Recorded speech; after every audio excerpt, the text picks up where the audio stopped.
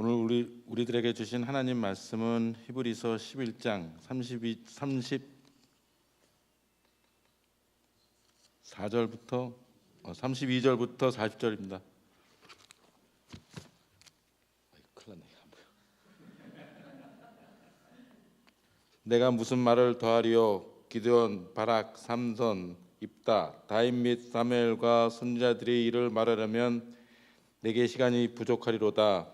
그들은 믿음으로 나라들을 이기기도 하며 의를 행하기도 하며 약속을 받기도 하며 사자들의 입을 막기도 하며 불의 세력을 멸하기도 하며 칼날을 펴기도 하며 연약한 가운데서 강하게 되기도 하며 전쟁에 용감하게 되어 이방 사람들이 진을 물치기도 하며 여자들은 자기의 죽은 자들을 부활로 받아들이기도 하며 또 어떤 이들은 더 좋은 부활을 얻고자 하여 심한 고문을 받되 구차히 풀려나기를 원하지 아니하며 또 어떤 이들은 조롱과 채찍질 뿐 아니라 결박과 옥에 갇히는 시련도 받으며 돌로 치는 것과 톱으로 켜는 것과 시험과 칼로 죽임을 당하고 양과 염소의 가죽을 입고 유리하며 궁핍과 환난과 학대를 받았으니 이런 사람은 세상이 감당하지 못하느니라. 그들이 광야와 산과 동굴과 토굴에 유리하였느니라. 이 사람들은 다 믿음으로 말미암아 증거를 받았으나 약속된 것을 받지 못하였으니 이는 하나님이 우리를 위하여 더 좋은 것을 예비하였은즉 우리가 아니면 그들로 온전함을 이루지 못하게 하려 하심이라. 아멘. 제가 들어본 하나님의 표현 중에 가장 거칠었던 표현이 하나님은 쓰레기통 같다라고 하는 표현이었습니다. 하나님은 사랑이시라 그러면 우리가 언제든 고개를 끄덕일 수 있지만 하나님은 쓰레기통 같다, 그런 표현은 쉽게 공감하기가 어려웠습니다. 그런데 그 고백을 그렇게 하신 분의 마음을 살펴보니까 그 거친 표현을 이해할 수 있게 됐습니다. 이 사람이 왜 하나님은 쓰레기통이냐라고 얘기를 한 것은 하나님이 냄새나고 지저분한 분이 아니라 자기가 온갖 추악한 죄와 허물을 하나님 보시기에 전혀 기쁠 수 없는 그 삶을 하나님 앞에 토로할 때마다, 하나님 앞에 드릴 때마다 하나님은 한 번도 마다하지 않으시고 다 받아주시고 품어주셨다. 자기의 좋은 것만 받아주신 것이 아니라 자기의 가장 추악하고 더러운 것까지 마다하지 않고 다 받아주신 그 하나님은 나에게 쓰레기통 같은 분이었다. 그래서 나 또한 그런 하나님 닮은 삶을 살겠다. 그래서 이분의 SNS의 닉네임이 쓰레기통이었어요. 공감이 되었습니다. 쓰레기의 사전적 의미는 쓸모없게 되어 버려야 될 것들을 버리는 것을 얘기합니다. 그래서 우리가 쓸모없고 가치 없는 것들을 가리켜서 쓰레기라고 하는 이유를 표현을 하는 것이 그 이유 때문인데, 이것도 사람에게도 마찬가지. 무가치하게 살아가는 인생을 향해서 쓰레기 같은 인간이라 이렇게 우리는 부르기도 합니다. 제가 목회를 해보니까 세상에는 쓰레기 같은 사람은 한 사람도 없습니다. 왜냐하면 하나님께서 우리 모두를 향한 목적과 계획을 따로 가지고 계시기 때문에 그렇습니다.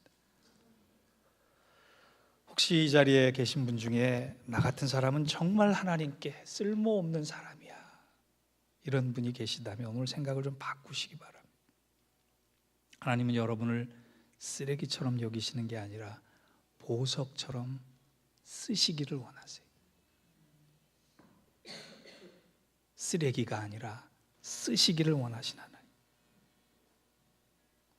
오늘 믿음의 행전의 결론 부분에 우리가 다다라서 등장하는 사람들을 통해 하나님은 쓰레기 같은 인생을 보석같이 쓰기를 원하시는 그 예가 잘 나타나 있습니다.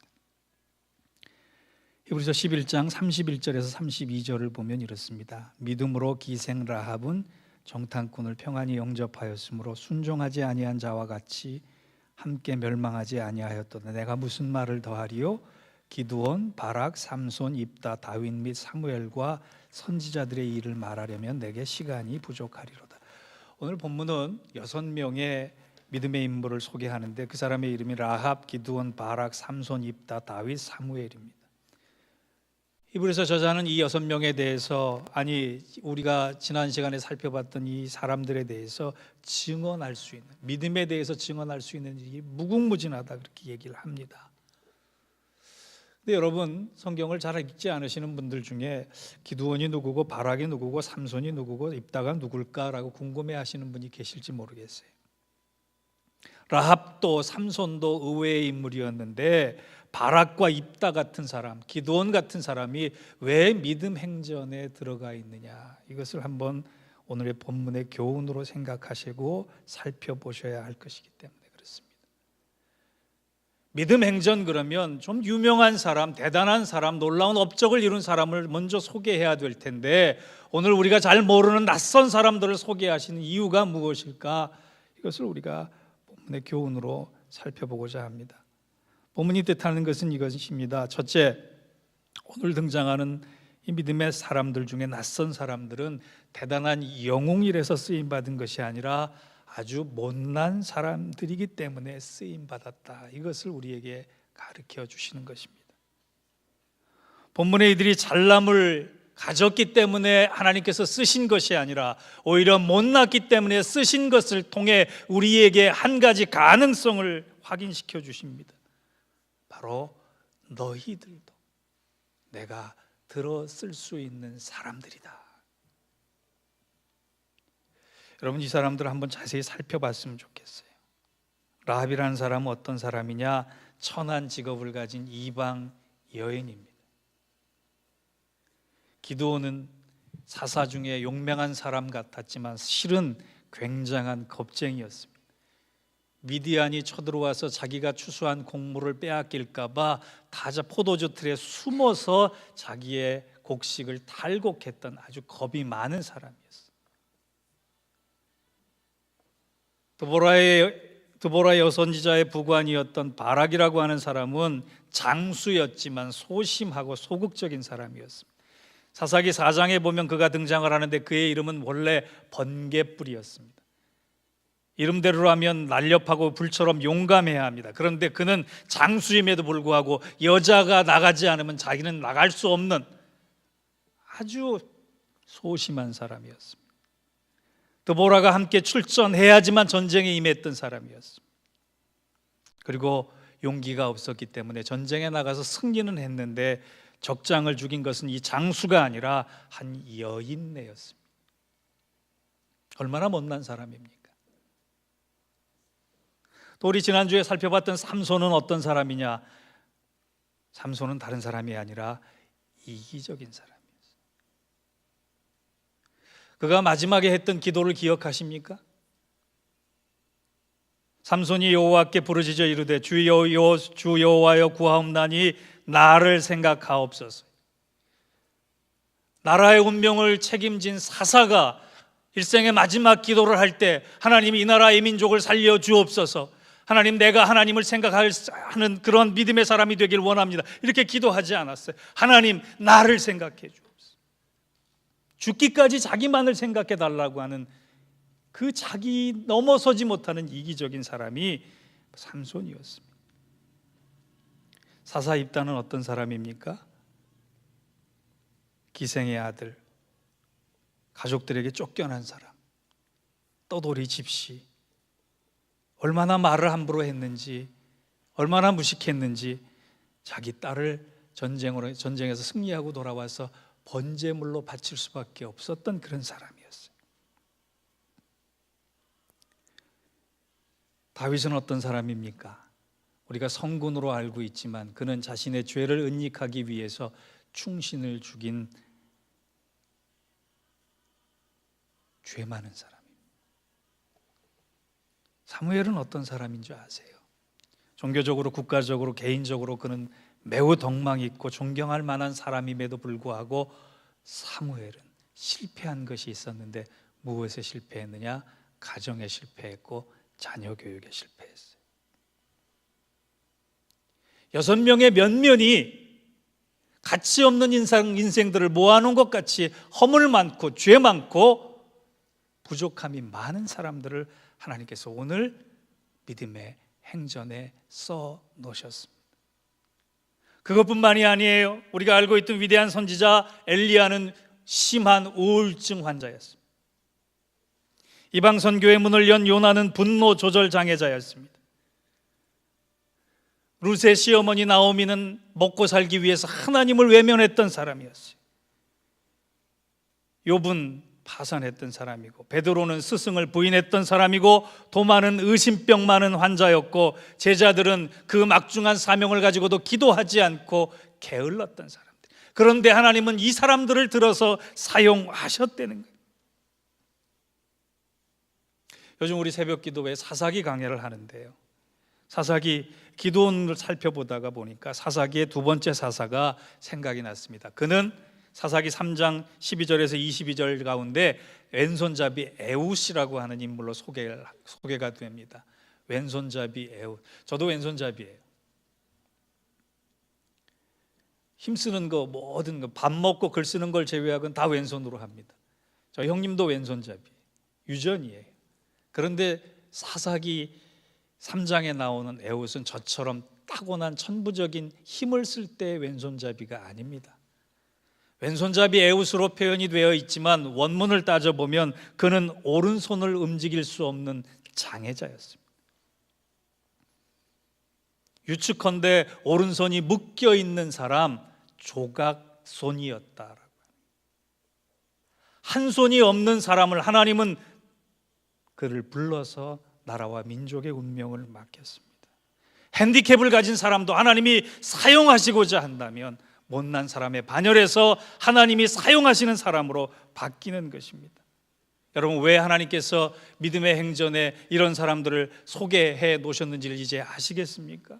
하나님께서는 저들을 통해 우리에게 한 가지 가능성을 열어놓으십니다. 못난 믿음의 선배를 내가 사용했던 것처럼 못난 너희들도 내가 사용하기로 작정하면 사용할 수 있다라고 하는.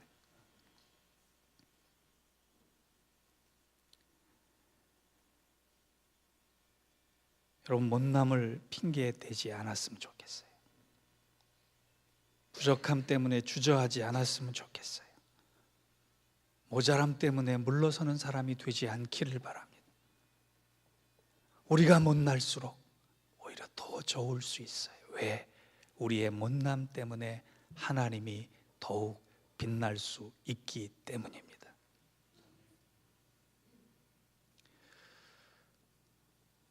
우리 교회에 약한 분들이 많으세요.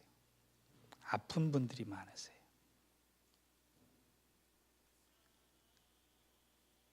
어느 순간 제가 생각을 바꿨습니다. 하나님은 왜 아픈 사람들을 제게 이렇게 많이 주십니까? 이런 기도에서 하나님, 아픈 사람들을 보내주셔서 감사합니다. 이 일을 통해 하나님이 영광 받으시는 줄 알게 되었습니다. 여러분, 장점이 뭐세요? 여러분, 자랑거리가 뭐세요? 돈입니까? 명예입니까? 지식입니까? 경력입니까? 인물입니까? 여러분의 장점을 너무 믿지 마세요. 내가 장점이라고 생각하는 것이 하나님 앞에서는 단점이 될 수 있습니다. 그래서 우리는 겸손해야 돼요. 그러나 거꾸로 우리가 약점이라고 생각하는 부분, 우리가 단점이라고 생각하는 부분은 하나님이 바꾸어 쓰시기 좋은 강점이 될 수 있는 것입니다. 하나님은 우리를 바꾸어 쓰시기를 원하십니다. 우리의 단점을 장점으로 바꾸어 쓰시기를 원하십니다. 하나님은 우리의 깊은 상처도 위대하게 사용하시는 분이심을 믿기를 바랍니다. 우리의 눈물 난 이 아픈 사연들도 하나님은 영광스럽게 바꾸어 사용하시는 분입니다. 그래서 오늘 믿음의 행전에 6명의 인물 가운데 낯선 인물들이 들어가 있는 겁니다. 하나님의 강권하심에 붙잡히셔서 우리의 약점과 우리의 단점이 하나님의 장점으로, 하나님의 강점으로 바뀌어서 마음껏 사용되어질 수 있는 여러분과 우리 교회가 되기를 주의 이름으로 축원합니다. 오늘 본문의 두 번째 교훈은요, 우리가 믿음으로 살아가면 지금 당장 결실할 수 없어도 결국에는 더 좋은 것으로 하나님이 공급해 주심을 경험하게 된다는 것이. 제가 이비서 11장에서 믿음이라는 단어를 찾아보니까 26번이 들어가 있었습니다. 그래서 믿음장이기도 합니다. 거기에 소개된 모든 사람들은 믿음으로 열심히 살았던 사람들이에요. 믿음하면 밤을 새워 이야기할 정도로, 그것도 모자랄 정도로 믿음에 붙잡혔던 사람들입니다. 그런데 오늘 본문을 보니까 저들이 믿음 때문에 살았지만 믿음 때문에 행복했다 기록하지 않았어요. 33절과 34절을 보겠습니다. 저희가 믿음으로 나라들을 이기기도 하며 의를 행하기도 하며 약속을 받기도 하며 사자들의 입을 막기도 하며 불의 세력을 멸하기도 하며 칼날을 피하기도 하며 연약한 가운데서 강하게 되기도 하며 전쟁에 용맹되어 이방 사람들의 진을 물리치기도 하며 모세, 기드온, 바락, 삼손, 입다, 다윗, 사무엘 등이 하나님을 믿고 살았는데 저들은 그 믿음 때문에 고난을 당했다 실감나게 묘사합니다. 믿음 때문에 행복해졌고 믿음 때문에 모든 인생이 해피엔딩 됐다, 그렇게 얘기하지 않았습니다. 더 나아가서 39절을 볼까요? 이 사람들은 다 믿음으로 말미암아 증거를 받았으나 약속된 것을 받지 못하였다 그랬어요. 여러분, 제가 언젠가 한번 설교할 때 믿음은 무거운 거라 그랬어요. 믿음은 불편한 거라 그랬어요. 차라리 믿음을 몰랐다면 내가 이 시간에 봄나들이 갈 수도 있는 시간이었어요. 맛있는 거 먹어야 될 시간에 우리는 금식하고 기도해야만 합니다. 믿음은 나를 불편하게 합니다.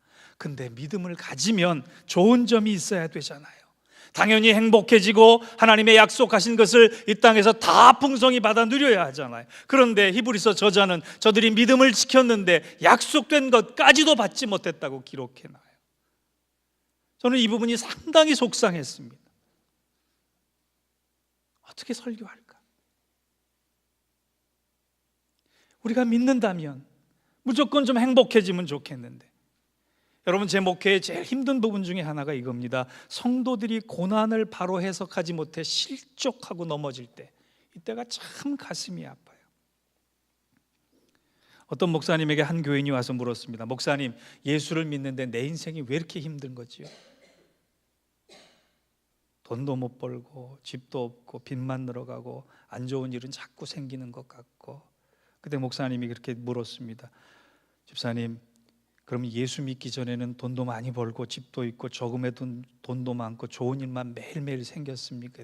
그것도 아닌 것 같아요. 그럼 예수 믿어서 생긴 일과 예수 믿기 전과 예수 믿은 후가 달라지지 않았다면 당신에게 안 좋은 일이 생기는 것이 예수님 때문이 아닙니다. 그렇게 얘기해 줬어요. 그제서야 깨달은 바가 있다, 그렇게 얘기를 하더라고요. 여러분, 맞는 말 아닙니까?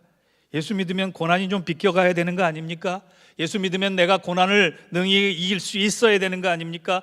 예수 믿으면 좋은 일만 있어야 되는 거 아닙니까? 그런데 예수 믿어도 여전히 나는 고난 중에 있고 고난 때문에 힘들어하고 고난 때문에 눈물을 흘려야 할 때가 얼마나 많은지 모릅니다. 그런데 예수 믿으면 고난이 없어지는 게 아닙니다. 고난을 해석할 수 있고 고난을 통해 이루시는 하나님의 뜻을 바라볼 수 있고 고난을 인내할 수 있고 고난을 승리할 수 있는 힘과 권세를 믿음 안에서 받는 것이 예수 믿는 것입니다. 언젠가 다른 교회 교인이 저한테 상담하러 왔어요. 저한테 그러더라고요. 목사님, 제가 자꾸 경제적으로 어려워지는데요, 가만히 생각해 보니까 그 이유가 우리 목사님이 능력이 없어서 그러신 것 같아요, 그러더라고요.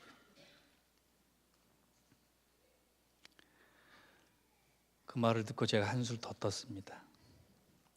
집사님, 교회 목사님이 능력이 없어서 그런 게 아니라 자꾸 집사님에게 안 좋은 일이 생기는 거는요, 교회 터가 안 좋아서 그래요.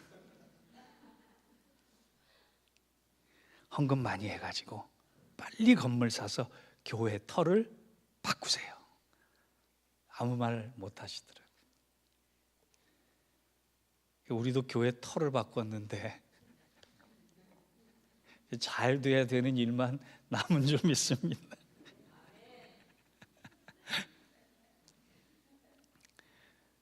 제 여권이 다 돼가지고 만료가 돼서 이제 가을에 중국을 가야 되잖아요. 그래서 10년 만에 여권을 갱신을 했습니다. 옛 여권과 새 여권이 같이 배달돼 오더라고요.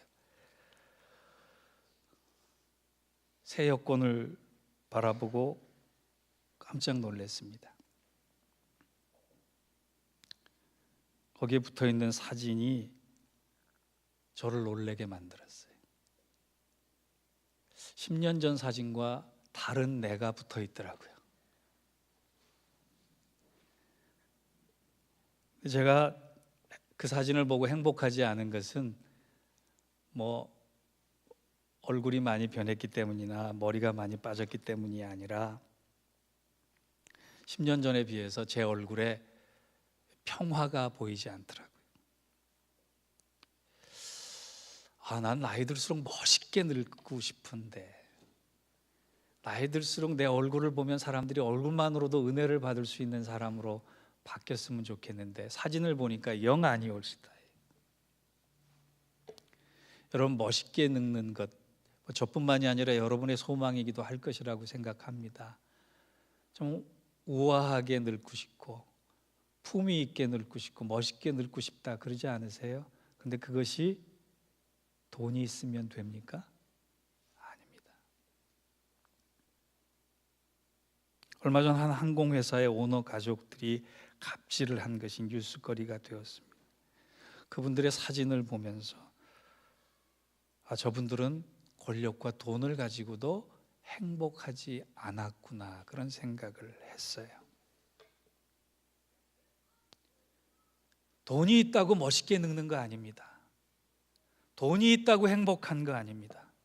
마찬가지로 믿음만 있으면 행복할 것이다, 그것은 환상이에요.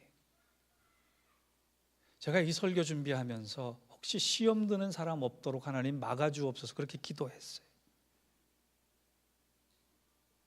믿음만 있으면 내가 행복해야 되는데, 믿음만 있으면 좋은 일만 있어야 되는데 이건 환상이에요.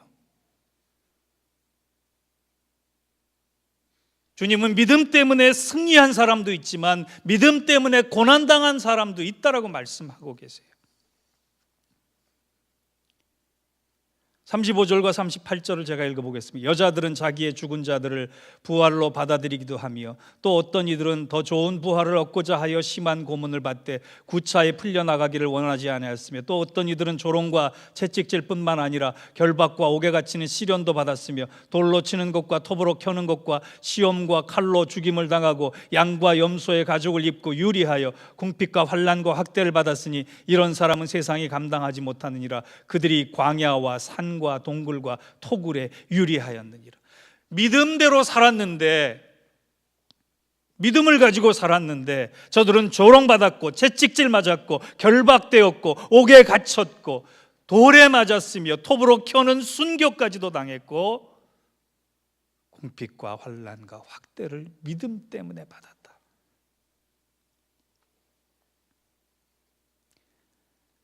우리 중에 아무도 믿음 때문에 고난당할래라고 했을 때 자원하는 사람은 없을 것입니다. 여러분, 제가 첫 번째로 하나님은 못난 우리를 사용하시기를 원하신다고 말씀드렸어요. 믿음의 법칙은 거기서 끝나는 것이 아닙니다. 믿음의 법칙은 못났다고 다 쓰임받는 것이 아니라 못났지만 쓰임받을 수 있는 사람은 믿음으로 기꺼이 내가 고난까지도 감당할 수 있다라고 자원하는 사람이에요.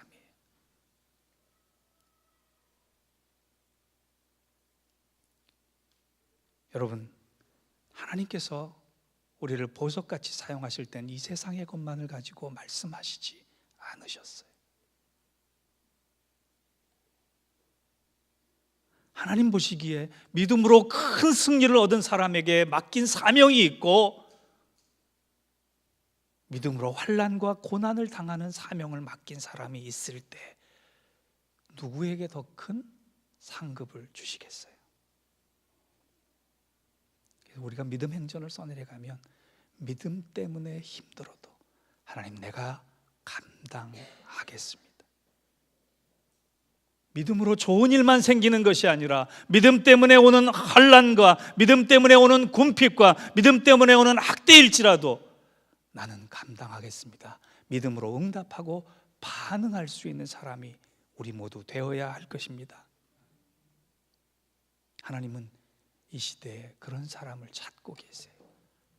예수 때문에 영광 얻는 사람은 부지기수입니다. 예수 때문에 명예를 얻는 사람도 부지기수입니다. 그런데 이 시대에 예수 때문에 고난받는다 자원하는 사람이 없어서 이 시대가 이렇게 허물어져 가고 있는 거예요. 하나님은 그렇게 믿음으로 자원하는 사람, 고난을 감당하겠다고 하는 사람에게 두 가지 상급을 주십니다. 그것이 뭐냐?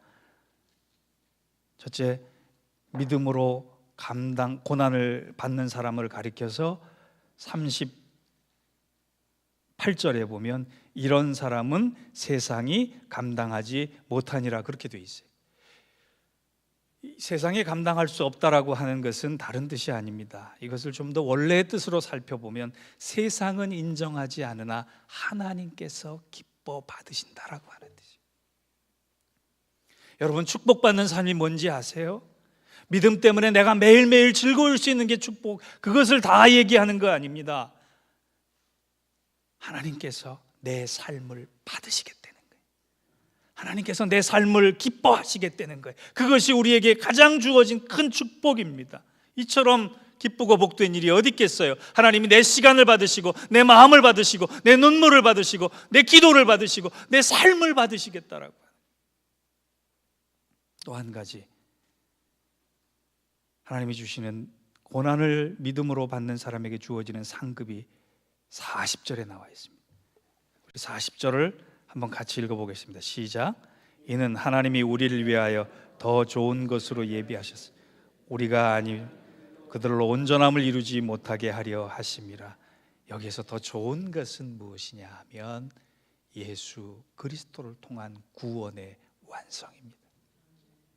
세상에 제일 불행한 사람이 예수를 믿는 척 하다가 구원 못 받는 사람이 세상에서 제일 불행한 사람.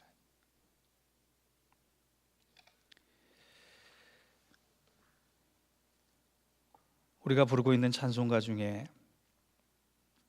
우리가 좋아하는 찬송을 많이 작시하신 분이 계시는데 J.C. 페니 크로스비라고 하는 분입니다. 예수로 나의 구주 삼고 성령과 피로써 거듭나니 주의 음성을 내가 들으니 너의 제 흉악 하나 눈과 같이 희었네. 나의 생명 되신 주 주님 앞에 나아갑니다.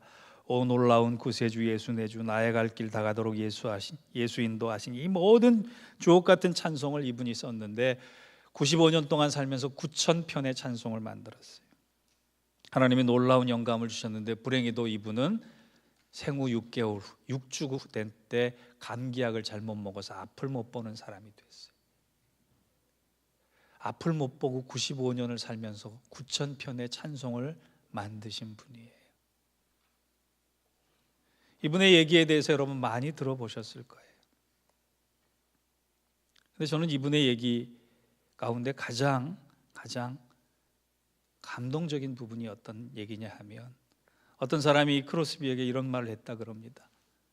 성경을 보면 주님께서 눈을 많이 띄웠는데 당신이 잘못해서 소경이 된 것도 아닌데 왜 사랑하는 당신을 주님께서 고쳐주시지 않느냐. 이분이 아주 유명한 대답을 합니다. 저는 약간 불편하지만 지금처럼 앞을 못 보는 것이 더 좋습니다. 왜냐하면 내가 죽어 천국에 갔을 때 그때는 눈을 뜨게 될 것인데 눈을 뜨게 되는 순간 가장 먼저 예수님을 볼 수 있게 되기 때문입니다.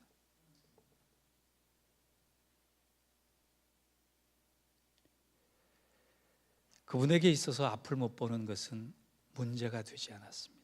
그분에게 있어서 앞을 못 보는 것은 예수를 보고 싶은 열망으로 바뀌는 길이었어요. 그래서 그는 나의 갈 길 다가도록 예수 인도하시니 믿음으로 사는 자는 하늘 위로 받겠네.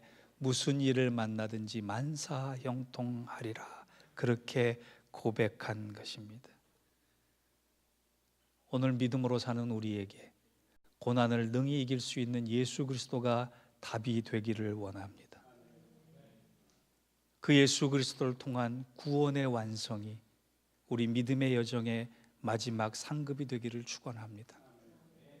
그럴 때 우리의 삶을 통해, 고난 많은 삶을 통해, 눈물 흘릴 수밖에 없는 삶을 통해 하나님은 저렇게 결점이 많고 못난 사람도 하나님 나라의 보석처럼 쓰셨다, 사람들은 인정할 것입니다. 그 인정의 한가운데 서 있는 믿음의 주역들이 우리 모두 될 수 있기를 주의 이름으로 축원합니다. 기도하겠습니다. 하나님 아버지, 아픈 사연들,